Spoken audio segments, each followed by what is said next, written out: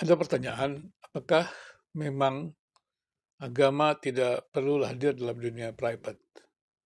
Karena pada masa sekularisme, agama itu tidak mendapatkan ruang di dalam dunia publik karena kebenaran-kebenaran agama itu tidak bisa dibuktikan.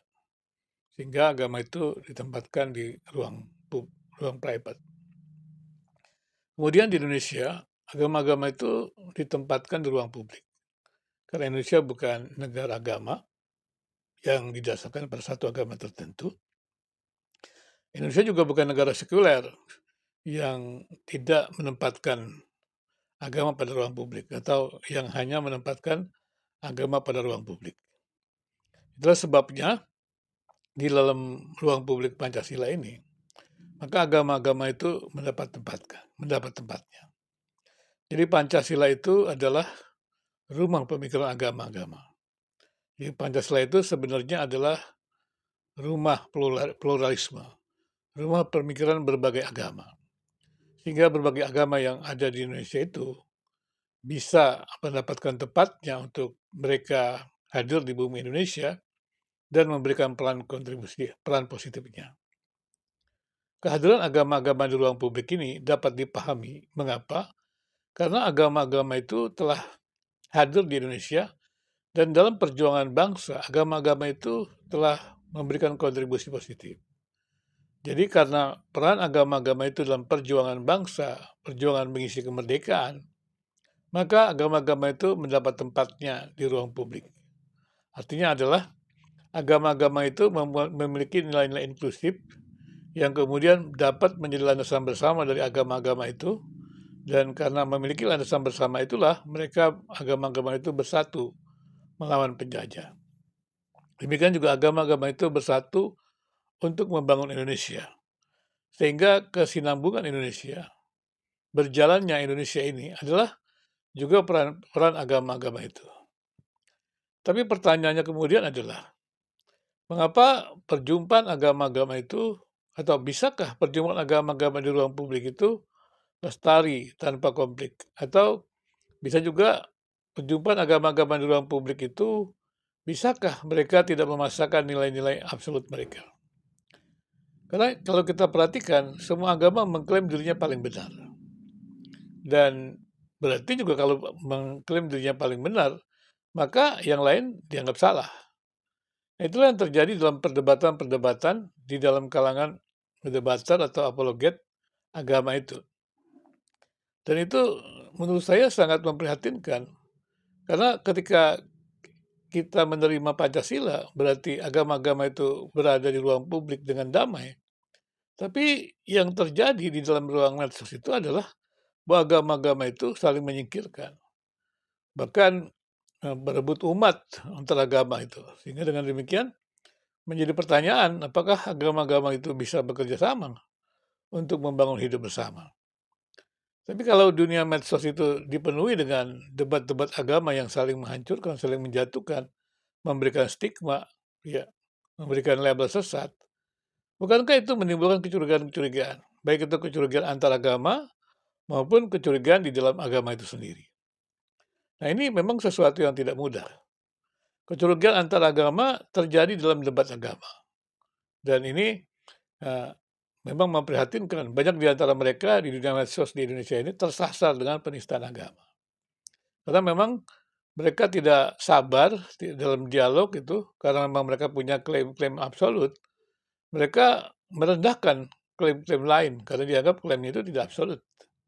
Nah, itulah yang terjadi. Sehingga akhirnya makian, hujatan, segala macam hal yang sebenarnya tidak patut dikeluarkan oleh seorang yang beragama itu sudah terjadi. Ini menjadi persoalan besar untuk kita semuanya ya, untuk di Indonesia. Karena sekali lagi, bagaimana bisa ya agama-agama yang harusnya menghadirkan damai itu justru menghadirkan wajah garangnya.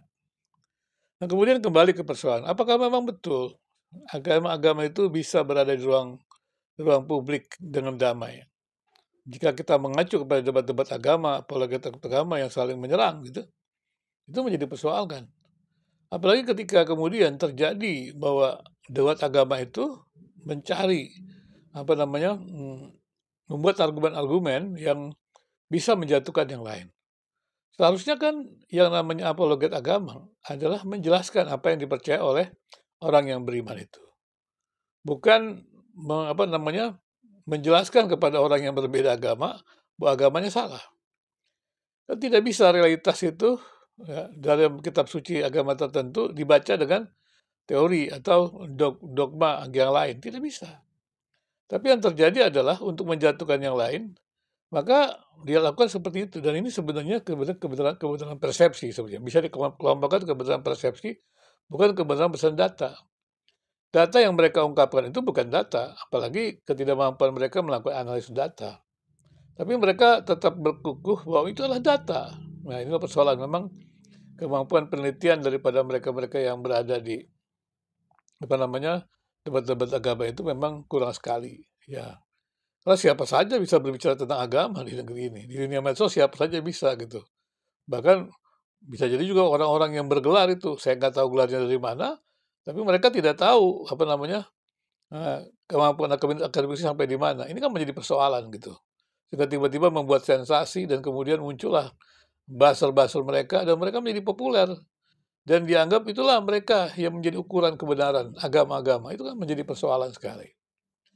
Nah, kembali kepada persoalan. Kalau agama-agama itu seperti yang ditampilkan para debater itu, mereka berada di dalam ruang publik saling memikirkan, saling menghancurkan, maka di manakah komitmen kita kepada Pancasila sebagai rumah bersama agama-agama itu? Harusnya kan kita menjaga Pancasila sebagai rumah bersama agama-agama, sehingga kita tetap bisa ya bekerja sama. Dan saya selalu katakan, nilai-nilai eksklusif agama itu tidak perlu dibuang. Karena nilai-nilai eksklusif itu kan terkait dengan iman. Nah, terkait dengan iman itu kan tidak membutuhkan pembuktian. Dan juga dengan demikian maka tidak perlu memaksakan. Ya. Nah, yang terjadi adalah terkait dengan iman tidak membutuhkan pembuktian, tapi berusaha mencari pembuktian. Tapi kan tetap tidak bisa, ya. Karena memang yang lain yang berbeda itu tidak melihat bukti itu. Tapi kalau dengan cara-cara yang manipulatif begitu, menggunakan ayat-ayat tertentu untuk membuktikan juga tidak bisa. Karena sains itu kan terukur, prosedurnya jelas begitu. Ketika kita membuatnya dengan riset ilmiah, ya tidak bisa. Tapi tetap saja ada yang berkutat mengatakan bahwa agama itu bisa memenuhi landasan riset ilmiah. Kalau kita lihat juga Melaka Project di sana kan dia sebenarnya menjelaskan, meskipun dia tidak menyentuh banyak agama, saya belum lihat mungkin nanti saya perhatikan. Mereka kan sebenarnya ingin mengatakan bahwa agama itu kan adalah mistik, logika mistik begitu. Kenapa logika mistik? Karena tidak ada bukti empiris begitu. Nah, kemudian juga dijelaskan bagaimana kemudian logika mistik itu beralih ke filsafat dan kemudian ke ilmu pengetahuan. Jadi sains, ilmu pengetahuan, riset ilmiah. Artinya sesuatu itu dianggap benar karena ada pembuktian. Tapi persoalannya juga pembuktian itu kan tidak memenuhi data seluruhnya. Ya, dikatakan proses itu. Nah, tapi kalau proses terus kita jalankan hidup ini dengan proses yang terbatas itu, bagaimana kita bisa menjalani hidup ini dengan benar? Itu yang saya pikir harus dikaji kembali untuk teman-teman dari Malaka Project ya. Ya betul, dan itu kan terjadi dalam kehidupan Kristen juga. Ketika kemudian ada banyak teolog yang ingin membawa Alkitab itu ke dalam dunia modern. Dan kemudian dikatakan mujizat-mujizat itu tidak bisa dibuktikan. Ya, seperti misalnya Yesus berjalan di atas air, nggak bisa dibuktikan sekarang ini. Demikian banyak mujizat-mujizat lain lagi, tidak bisa dibuktikan. Ya. Seperti juga misalnya kebangkitan Lazarus, tidak bisa dibuktikan. Nah, itu kan dikelompokkan dia kepada mitos-mitos. Dan kemudian itulah kemudian bagaimana Alkitab dibawa ke dalam dunia modern itu disaring dengan metode riset gitu. Jadi yang tidak ada pembuktian empiris dianggap bukan firman Tuhan. Nah, ini kan menjadi persoalan. Itulah kemudian terjadi kubu Injili namanya dan kubu liberal. Kubu Injili yang berpegang kepada Alkitab adalah firman Allah. Kalau liberal tidak ya, karena menekankan kepada sains pengetahuan. Tapi apa sekarang kita masih harus ribut seperti itu? Kalau saya menyarankan jangan. Jadi jangan dua-duanya membuat klaim absolut. Injili juga tidak boleh membuat klaim absolut, tidak bisa. Demikian juga teman-teman yang liberal yang menggunakan sains kan sudah jelas tidak ada rumusan absolut dari sains itu sendiri. Kenapa tidak ada? Karena populasi itu terlalu luas, tidak terjangkau. Yang ada adalah sampel. bagaimana kita mengatakan bahwa itu absolut, padahal kita belum tahu seluruh isi dunia. Nah, ini perlu belajar dari Derrida gitu ya. Jadi orang-orang modern itu perlu belajar dari Derrida juga. Jadi sebenarnya kalau kita melihat pemikiran-pemikiran itu, sebenarnya kita harusnya bisa lagi saling belajar. Menurut saya metode yang berbeda ya tidak perlu dipertentangkan, tapi kita bisa memanfaatkan berbagai metode mencari kebenaran itu. Dan kemudian integrasinya menjadi sesuatu yang sangat penting sekali. Sekarang kan zamannya transdisiplin. Jadi jangan menegasikan yang lain. Nah inilah menurut saya ya, kehadiran agama di ruang publik itu ya perlu sekali untuk dikaji lebih baik supaya setiap orang yang berbicara tentang agama itu, dia tidak sembarang berbicara agama, tetapi dia betul-betul memiliki kepakaran.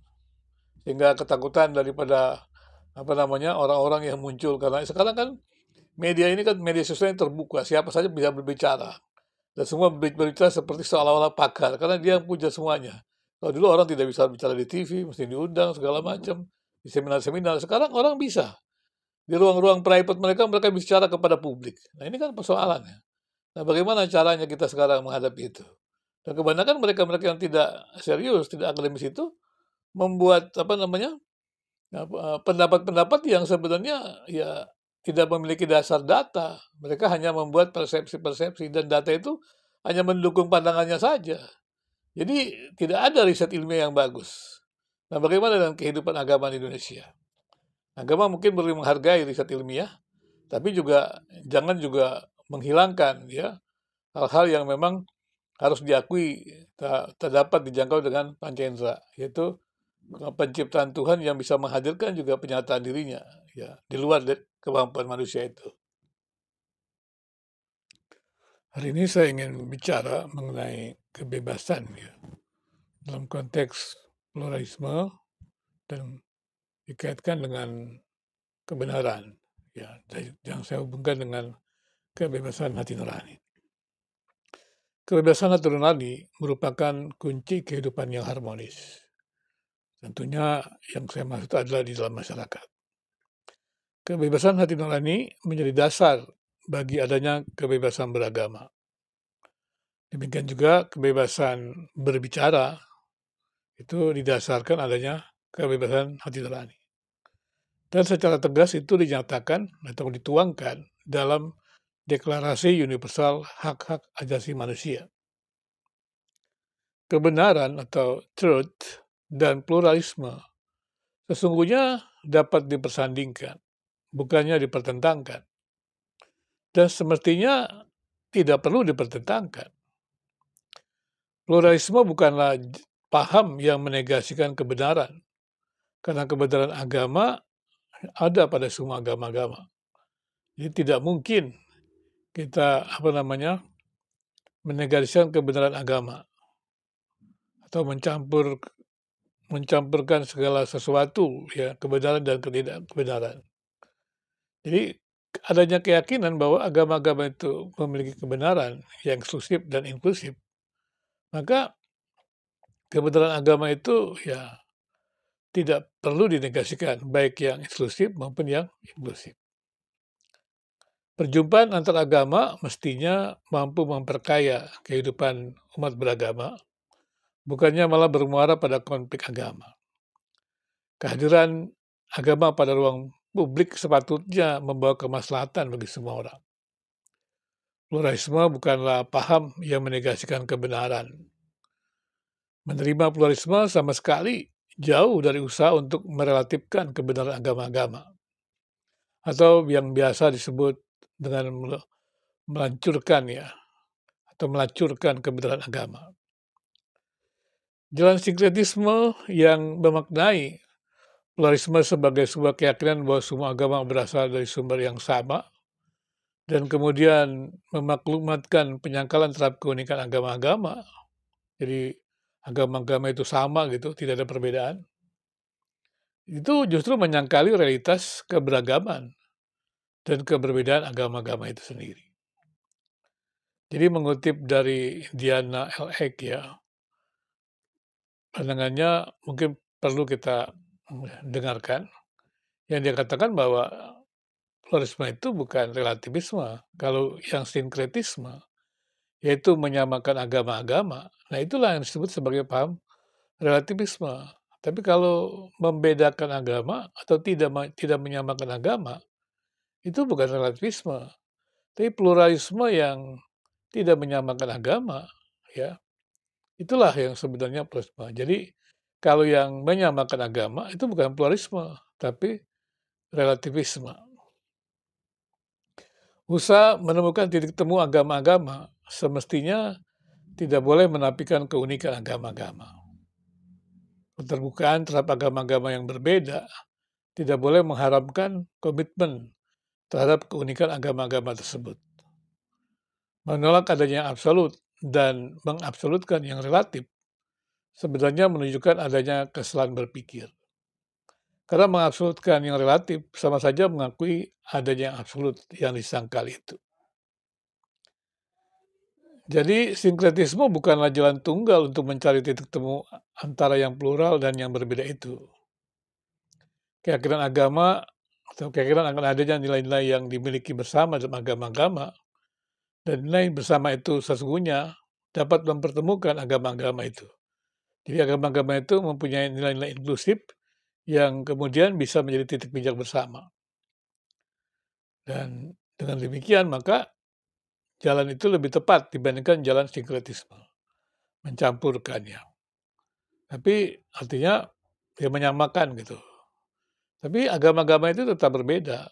Tetapi nilai-nilai inklusifnya itu adalah sebenarnya ada pada semua agama. Itulah menjadi titik pijak bersama. Dan jalan ini sama sekali jauh dari usaha melacurkan kebenaran agama-agama, apalagi menyangkali keunikan agama-agama. Jadi tidak disangkali keunikan agama-agama itu.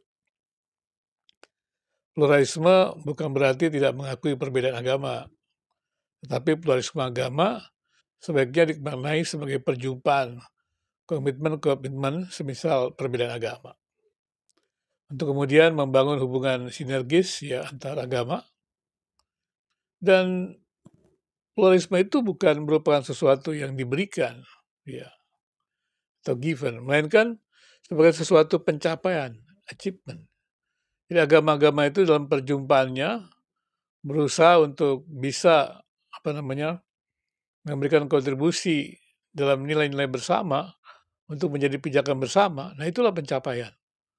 Dan karena nilai-nilai bersama itu yang menjadi landasan bersama, maka agama-agama itu bisa bekerja sama, membangun hidup bersama dan membangun kesejahteraan. Jadi agama-agama itu perlu ada keterlibatan, engagement ya, yang aktif dari pertemuan dan hubungan dari keragaman-keragaman itu. Jadi perjumpaan agama-agama itu mesti aktif ya, tapi aktif bukan memaksakan ya, aktif untuk bersama-sama melihat ya kesamaan-kesamaan yang ada itu, ya. Dan tentunya juga ada keragaman ya. Jadi ada dalam pertemuan dan hubungan dari keragaman-keragaman agama itu mesti dilihat ya. Jadi harus lihat nilai-nilai eksklusif dan nilai-nilai yang inklusif. Jadi tetap ada ya namanya keragaman, diversity-nya. Jadi pluralisme juga bukan sekadar toleransi, tetapi pencarian pemahaman secara aktif lintas perbedaan. Pluralisme bisa kita katakan lebih tinggi daripada toleransi.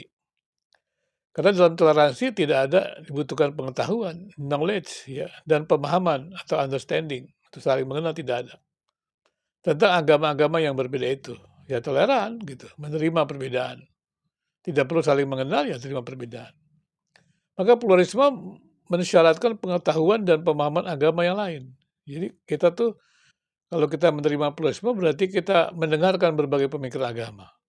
Dan dari situlah kita membuat sintesis-sintesis dari nilai-nilai inklusif untuk menjadi landasan bersama. Jadi pluralisme itu bukan merupakan satu pemikiran, tapi lebih tepat dipahami sebagai rumah bagi berbagai pemikiran, a house of views. Jadi ya, di rumah berbagai pemikiran, pluralisme sebagai rumah bersama merupakan sesuatu yang khas Indonesia.